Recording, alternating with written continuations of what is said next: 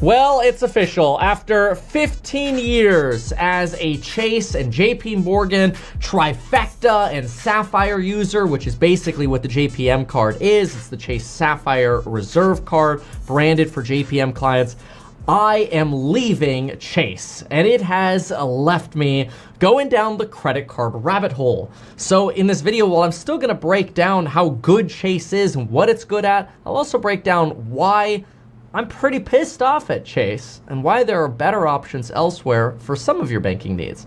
But we'll still have good things to say about that Sapphire card. So I want to give you a breakdown of credit cards and exactly what to look for in credit cards. Keep in mind, if you overcomplicate your life with credit cards, you'll end up getting burned. And that's ultimately what credit card companies expect, is that you're going to confuse yourself with all of the perks. And so there is a value to having things simple. And so I broke this down. You could see this in the Meet Kevin app. If you download the Meet Kevin app in the Apple or Android App Store, you could see my post on it. But we'll keep it simple here. So first up, my opinion is everybody needs a daily driver. This is gonna be the card that you go to when you don't know about the categories or you don't care about the categories. You're at the payment terminal and you're like, dude, I don't have time to go through this. I just need a good card right now. Best card obviously is gonna be the one that gives you the highest cash back all of the time. We don't yet know about the Coinbase crypto card that's coming this fall in terms of how much cash back you're gonna get based on how much you stake with them or hold in an account. They're pitching it as a simple 4%, but we don't yet have the details on this, so it's too soon to say.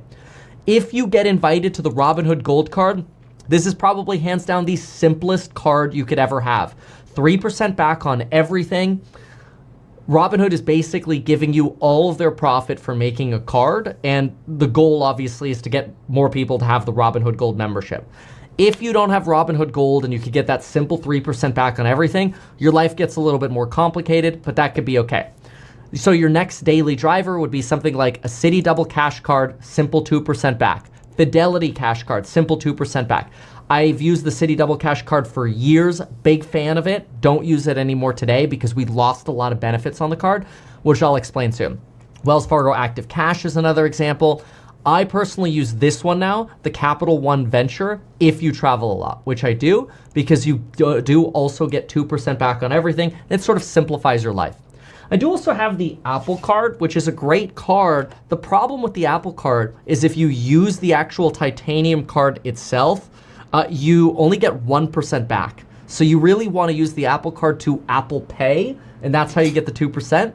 That's complicated though. So I really prefer, if you have the Robinhood Gold card, just use that. Otherwise, use a 2X card somewhere. Most cards are going to default you to 1% or 1.5%, and this is where you have to be very careful. For example, the American Express card that gives you 6% back on groceries, the Amex Blue, drops to 1% after you spend $6,000 on groceries, which is annoying because it has a $95 fee, which is already a $3,100 break even in grocery expenditures. So some of the higher cash rewards cards you have to be careful with, and if you don't manage them right, it's just not worth it. After your daily driver, it's really important you have the best possible store card for the place that you regularly shop. So for me, I actually put little Rust stickers on my credit cards because, well, I like Rust a lot. Like here's I call it my blue card, or like I've got my green card. This is actually an Amex Platinum right here, this green card. And this is a Lowe's card because we do a lot of shopping at Lowe's for our business, our real estate startup. So you gotta have a 5% off Lowe's card if you shop at Lowe's. Obviously, I just put the Target store card in my app, so I never actually activate these cards. But you know, we shop at Target all the time. So you put the Target card in your app, or you put the Amazon card in your app, and then you always get that 5% off over there. It's simple. You should always have that if you spend money at Amazon or Target or Lowe's. They're free cards, great options. Now, the third thing to consider is banking. A big fan, and it's just sort of a quick shout out on banking. Use QuickBooks. If you ever use QuickBooks for accounting, you could literally create a QuickBooks bank account right now, hashtag not sponsored, but it basically automatically reconciles because your QuickBooks is your bank account now. It's so amazing, and it's great for like your regular transactions, and it cuts down on your accounting and it makes your CPA's life easier, which ultimately saves you money. So I think that's a big thing. or consider like Mercury. Way easier, by the way, to use over like JP Morgan or Chase because their technology is like not old and antiquated. So it's very easy for bill pay, ACH wires, mega convenient app. Okay, great. Now you got to get into the family of credit card. Which family do you want to use? You really have three main families you could use here. Capital One, Chase, I'll have a lot to say about Chase, and Amex. Those are your three big categories that you're going to choose from. And you have to basically pick one family.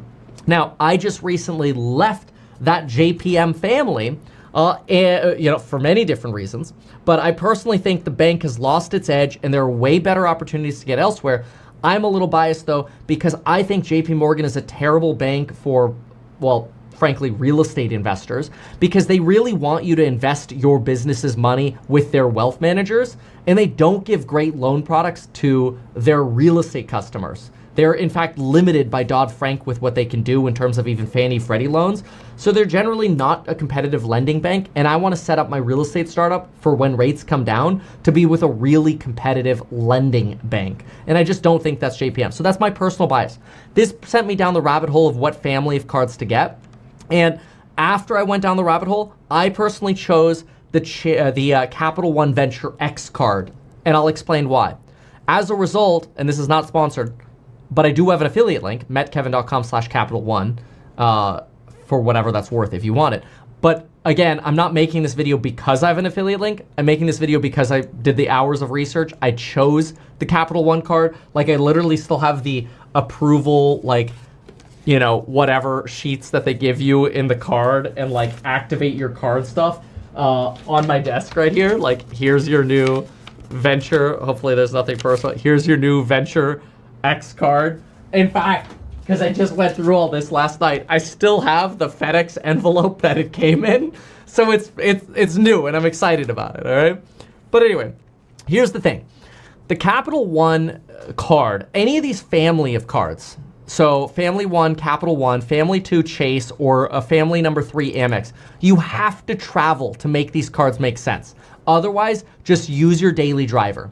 If you travel, these cards are great. Alchemist said, I just wanted to say thanks for everything. You saved my life. Dude, thank you for that shout out and the $5. Appreciate that. But anyway, Capital One, you have to travel for these cards, okay? So there's no question that if you're gonna go into one of these families of cards and you're gonna look at credit card fees, you must travel. If you don't travel, this isn't worth it. Like, just stop the video. Use a daily driver and don't keep going.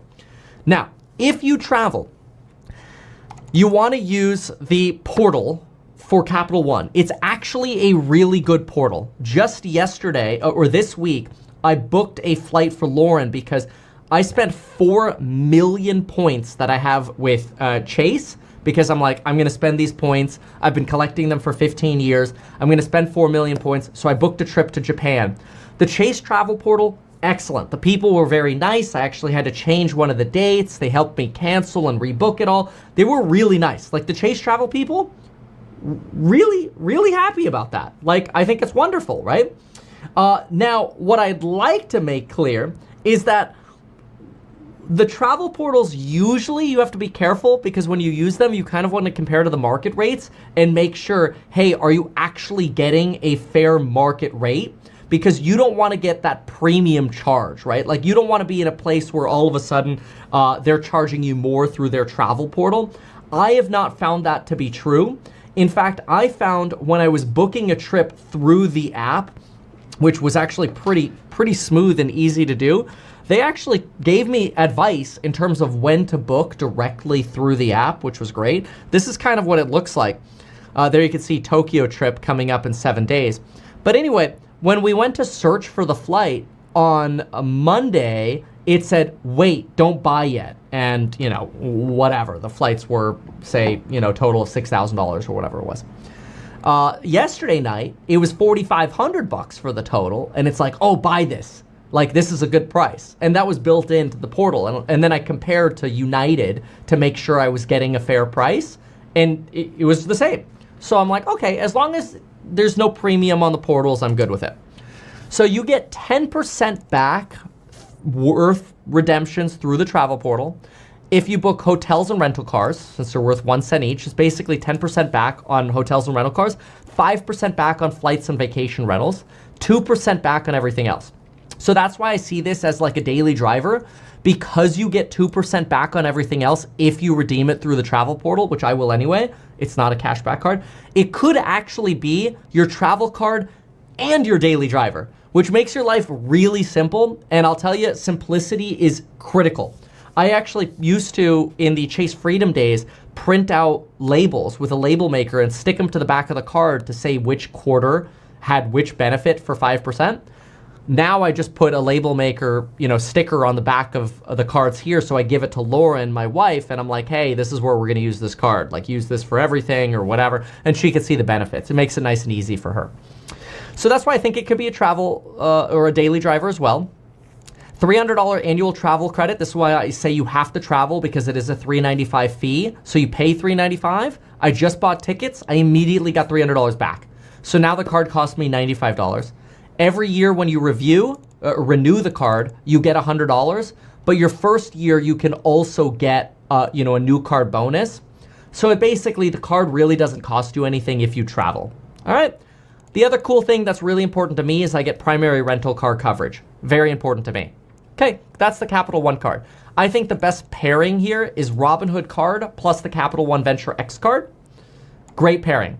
If you don't have the Robinhood card, you could just use the Venture X card. If you want to get special, pair it with the Saver card, because you get 3% back at like Disney, Six Flags, movies, sporting events, bowling, 3% back at dining, 3% back at grocery stores, except for Walmart and Target. So not bad. Nice pairing if you want a little bit more complexity. Does mess up the whole daily driver idea a little bit, but it does get you a little closer to that Robinhood card for some of these other things that you're spending money on generally. All right, Chase Preferred.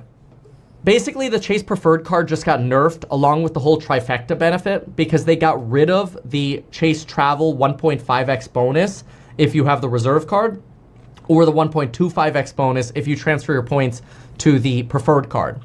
So this to me makes it not make sense to care about the Preferred anymore. And I kind of think they killed the Trifecta, because what they did is they raised the fee for the Reserve card and they did increase the benefits. Now the Reserve card you could basically get for free. The way you do it is you make sure you use it for dining and travel, $7.95. If you do, you're going to take off $300 for dining, $300 for your annual travel credit, and make sure you use it for DoorDash. As long as you order DoorDash like once a month, you get you get $25 per month, which works out to $300 a year. The card basically can cost you as much as negative $225, offsetting that DoorDash monthly benefit and that annual membership.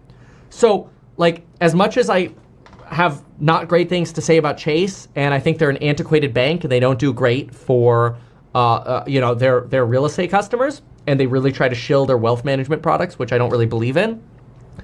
This card still is good, even though you have a $795 fee. And I've been a Chase Sapphire member for like 15 years. So like I can't really say it's bad. I've been there for 15 years. And if I had to choose between these two, it could be close.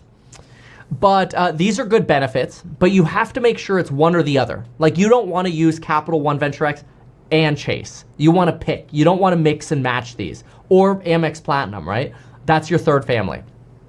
So just use it always for your dining, your travel, your DoorDash, and you're good. You should not book directly. You only get 4x on the rewards, so 4% back if you book directly for hotels and flights. Don't do that. Use the 8x Chase Travel. This is actually very similar to the Capital One Venture X, in that basically with the Venture X, you're getting 10% on hotels, rental cars, 5% on flights, vacation rentals. And here you're just basically getting an average, I call it an average, but you're getting a flat 8% if you book through the portal. Which, why would you book directly if you could get twice as many points on the travel app? And the Chase travel app, I personally have found to match market pricing as well. So again, like, as much as I'd love to bag on Chase, this is actually good. Like, their Chase travel platform is good. Their customer service is good. The people are very helpful and nice there. So I got to give them credit where credit is due. Now, they also potentially have the points boost, but there's an asterisk here because it's only on certain flights and hotels, and I don't like assuming that I'm going to get the asterisk. The Chase Business Inc. used to boost up from 1.5% cash back to 2.25 with the unlimited travel, which they now call Chase Travel, but it's not really worth it anymore since you don't get the 1.5x boost. So this is why I say the Inc. and the Freedom categories kind of just died. Like Sapphire alone partnered with because you get the primary rental car benefit. In my opinion, you take your daily driver, which could be the Robinhood 3% or another 2% card, partner it with your Chase Sapphire. That's it. That's your family number 2. So again, family number 1, you go Capital One and Robinhood card, Capital One Venture X solo, or maybe you do the Saver card. If you're in the Chase family, you do the Chase Sapphire Reserve card plus your daily driver. But some of the whole trifecta benefits have somewhat died. Okay, cool. Then, Amex, okay, also have to travel.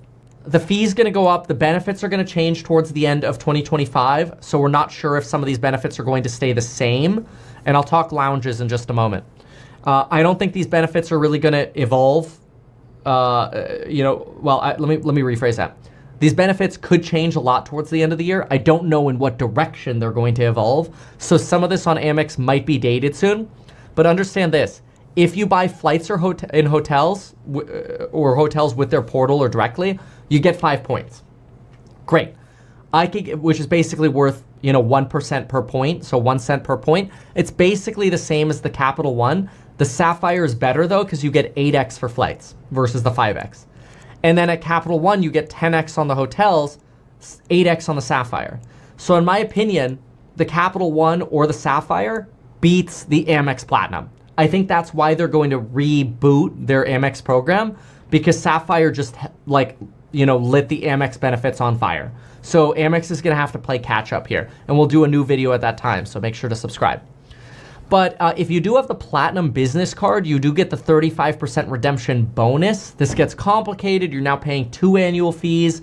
Now you have 2 different cards to get redemptions on. If you play it correctly, it could work out to 6.75 on flights and hotels. Again, I'd rather have the Sapphire 8x or the Capital One 5 to 10x. The card can also get close to free because if you look at it, you could get $200 in annual statement credits for airlines, $200 towards hotels, $200 towards Uber. That's $600 off already. $13 a month for Walmart Plus. That basically pays for the card. Again, if you're in one of the individual families, there's a way to make the card pay for itself.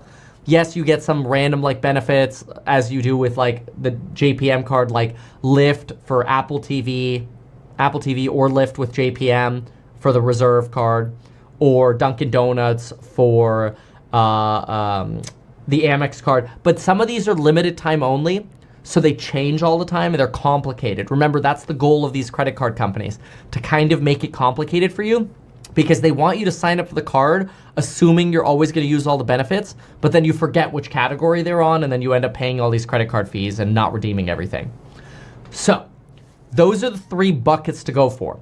If you do pair the Amex, obviously pair it with a daily driver for the Platinum card.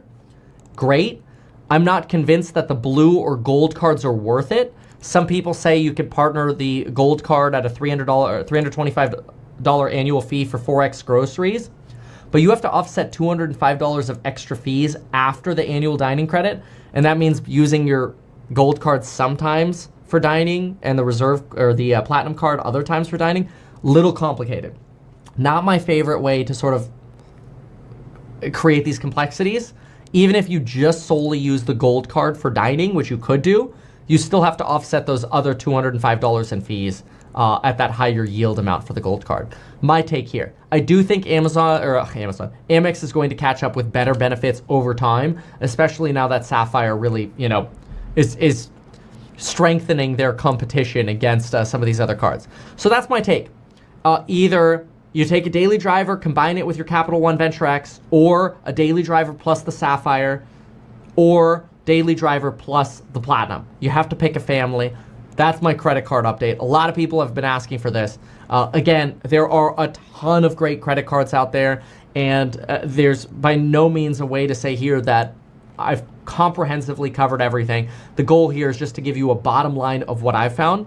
Now, some people ask me, what about like the, lounges or whatever? Okay, I've done all of them. Like, legitimately, been through all of these before. I'll just hold up some of these cards here. These are like old cards that I have. So, Platinum card, American Airlines Advantage card, United card, Marriott Bonvoy card. I've gone through all of this. The Bonvoy card is not very desirable anymore because you get 6%-ish directly with hotels for Bonvoy, but I don't want to be stuck in an ecosystem. I want to buy any hotel. Like, what if I want Hyatt? I could get 10% back with the Capital One card. So why would I do 6% on Marriott and be stuck if I could do 10% through the portal at Capital One and have any company I want? So that's why I'm out of Bonvoy. Oh, that's so funny. You could actually see, look at this. I have an example here because I always do this. You can see how it's faded. I'll just cover up some of the credit cards here, numbers here. But on the back, you can see how I did my little stickies. I always put the little stickies on to remember what the cards are because it's so hard to keep it all straight. American Airlines, I've had the Delta cards, all of these. The problem is you get married to that airline, and if one time you take a slightly higher fee because you want to be married to your airline, all of the benefits go out the window because you just wasted more money. All right, my old Chase Freedom card right here, Freedom Unlimited. I've got a whole lot of cards, and there's a benefit to simplicity. What I encourage you to do is you get the stickies for your credit cards on like Etsy or something like that, and then customize your cards with a little sticker. That's how I did the red card, blue card, green card for Rust, which I think are really cool. They're just little Etsy stickers. And as far as lounges, I personally find that this has been my experience with airport lounges. Airport lounges are really cool when they're not full or mega crowded. Those two things are different. Sometimes you will go to the airport and they will literally shut down the lounge because they're at capacity because everybody has one now. Everybody has lounge access now. Like, they're not really that exclusive anymore. They're usually overcrowded or they're at capacity, which sucks. Some of them offer free drinks, which is great, but if you're rushing to the airport, to be early to the airport to sit in a lounge, if you even get in, you have to ask yourself if it would be better to just go to a restaurant and sit with your family in a booth and get waited on. My experience of the food that you get at the lounges, you're hoping it's better than buffet food. The Amex Centurion lounges have, by far in my experience, been the best. Not the biggest fan of some of the airline ones. The United lounges were nice, probably the next nicest. Amex Centurion probably had the best food, but the problem is they have so few of them, mostly just at the international airports, and it doesn't necessarily align with where your terminal is.